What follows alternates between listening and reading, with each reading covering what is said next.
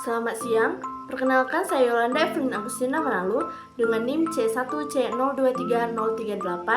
Hari ini saya akan mempresentasikan tentang sistem pemungutan pajak, tarif pajak, dan fungsi pajak.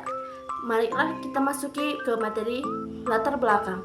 Sistem pemungutan pajak di Indonesia merupakan landasan pendapatan negara yang sangat penting, di mana ini merupakan suatu cara yang digunakan untuk menghitung besarnya pajak yang perlu dibayarkan oleh wajib pajak kepada negara. Dengan kata lain, sistem ini menjadi metode untuk mengelola utang pajak yang bersangkutan supaya bisa masuk ke kas negara.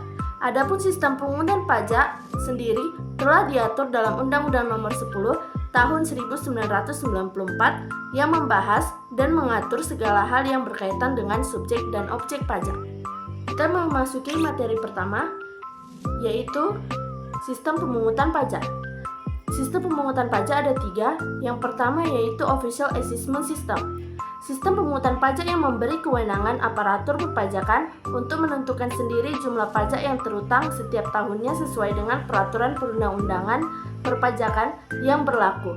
Dalam sistem ini, inisiatif serta kegiatan menghitung dan pemungut pajak sepenuhnya berada di tangan para aparatur perpajakan.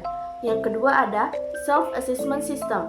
Sistem pemungutan pajak yang memberi wewenang wajib pajak dalam menentukan sendiri jumlah pajak yang terutang setiap tahunnya sesuai dengan peraturan perundang-undangan perpajakan yang berlaku.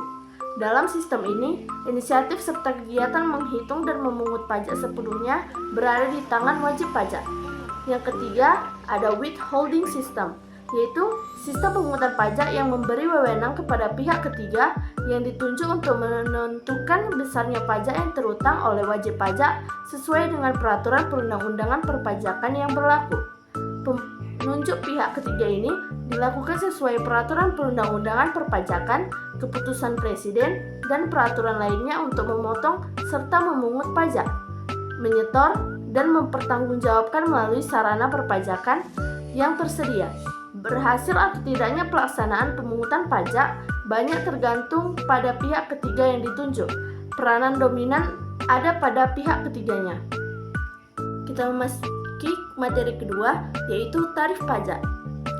Tarif pajak ada beberapa. Yang pertama ada tarif tetap. Tarif tetap adalah tarif berupa jumlah atau angka yang tetap, berapapun besarnya pajak pengenaan pajak. Contohnya tarif atas biaya materai. Yang kedua ada tarif proporsional.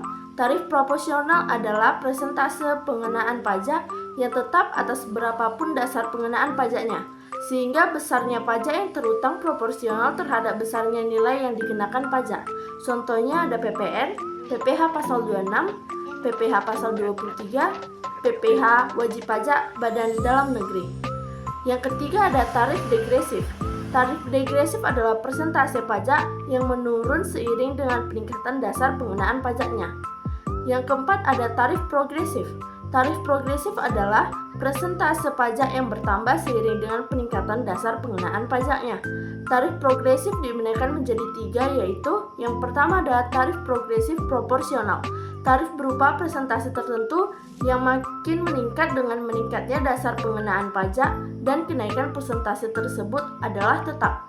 Yang kedua adalah tarif progresif progresif.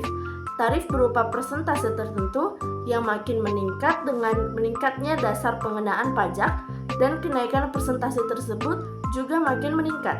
Yang ketiga ada tarif progresif regresif.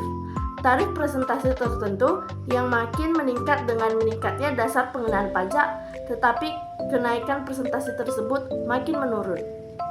Kemudian kita memasuki materi terakhir, yaitu fungsi pajak. Fungsi pajak ada 2. Yang pertama yaitu fungsi budgeter atau sumber keuangan negara. Pajak mempunyai fungsi budgeter, artinya pajak merupakan salah satu sumber penerimaan pemerintah untuk membiayai pengeluaran, baik rutin maupun pembangunan. Sebagai sumber keuangan negara, pemerintah berupaya memasukkan uang sebanyak-banyaknya untuk kas negara.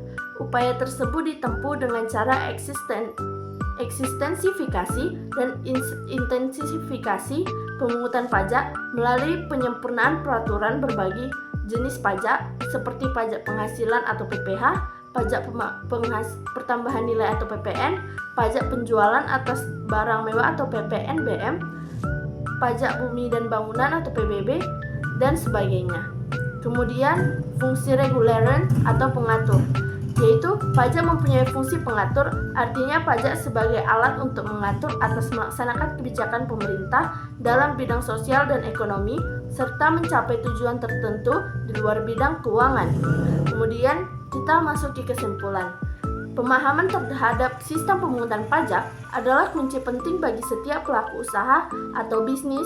Ini bukan hanya sekedar kewajiban hukum, tetapi juga memiliki dampak langsung pada kelangsungan dan pertumbuhan bisnis.